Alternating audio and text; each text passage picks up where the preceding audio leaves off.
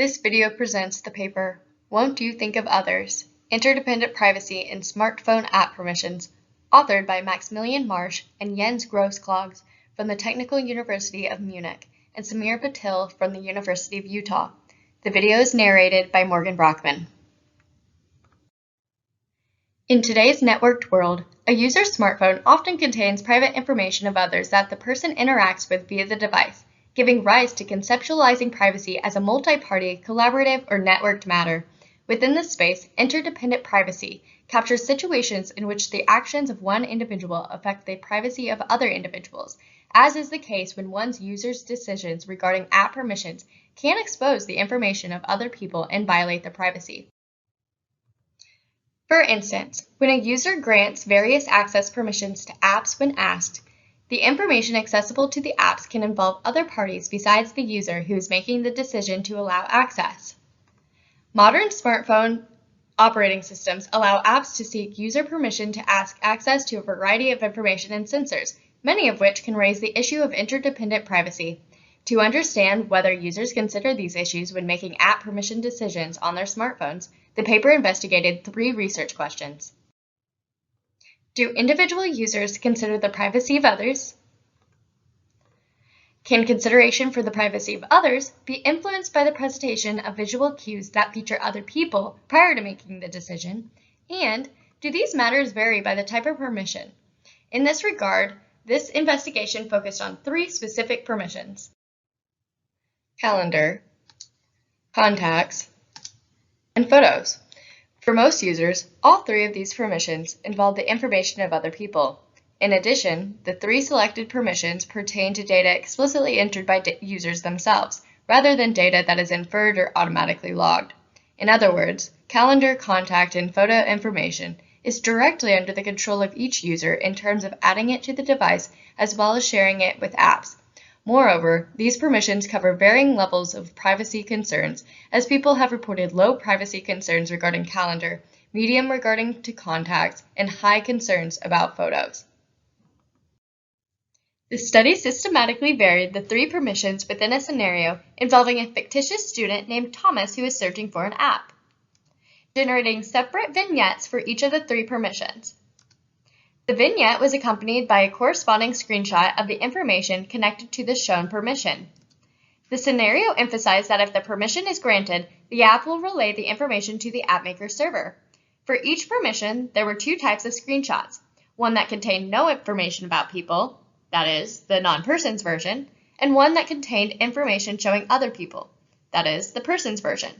Now let's take a look at each. For the calendar permission, the non-person screenshot showed a monthly view of a calendar primarily containing entries for lectures for various university classes. In contrast, the person screenshot primarily showed entries for engagement with other people and events connected to others, such as birthdays, weddings, etc. For contacts, the screenshot for non-persons was the contact list of names, emails, and phone numbers primarily containing entries for organizations or professional contacts, while for persons, it was entries for personal contacts such as family, significant other, etc.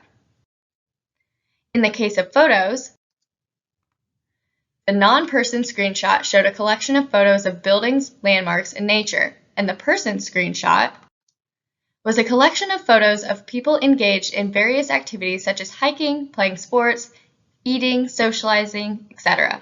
Putting it all together, the table shows the 3x2 study design composed of the 3 permissions and 2 types of visual cues in the screenshots, yielding a total of 6 between subjects treatment conditions.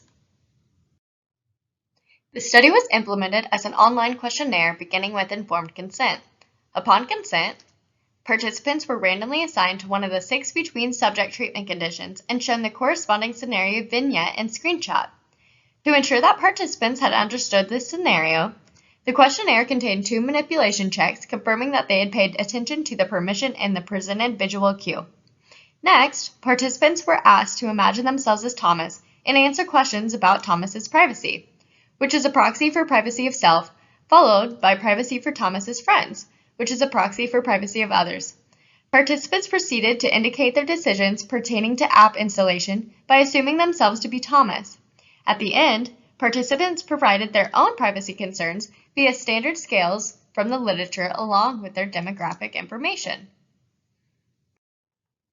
The study was deployed on the crowd work platform Amazon Mechanical Turk, gathering 633 valid responses after filtering out inattentive participants based on attention checks embedded within the study.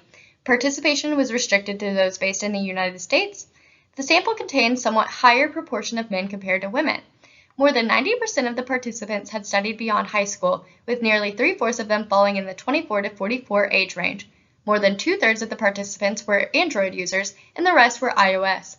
The number of participants and their demographic characteristics were distributed roughly equally across the 6 treatment conditions. For each of the 6 treatment conditions, the concern for Thomas's privacy, which stands for concern for one's own privacy, is shown in the violin plots at the top, and the concern for privacy for Thomas's friend, which stands for privacy concern for others, is shown in the violin plots on the bottom.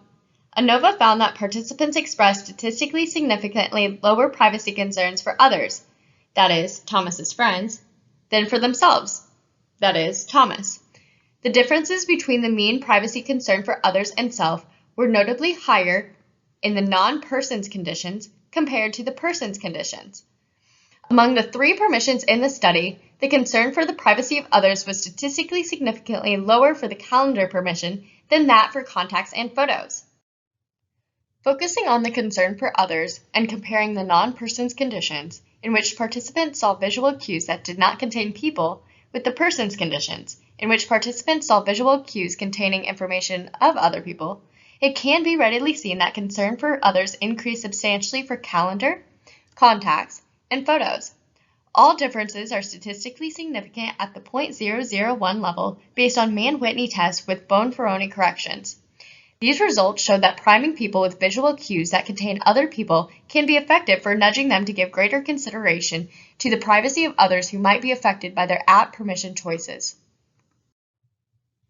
In their role as Thomas, participants in the non-persons conditions were willing to pay a median of $2 for the app presented in the scenario. In the persons conditions, the median amounts increased by $1 for the calendar and photos permissions, suggesting that visual cues featuring other people could increase people's willingness to pay for versions of apps that offer better data protection.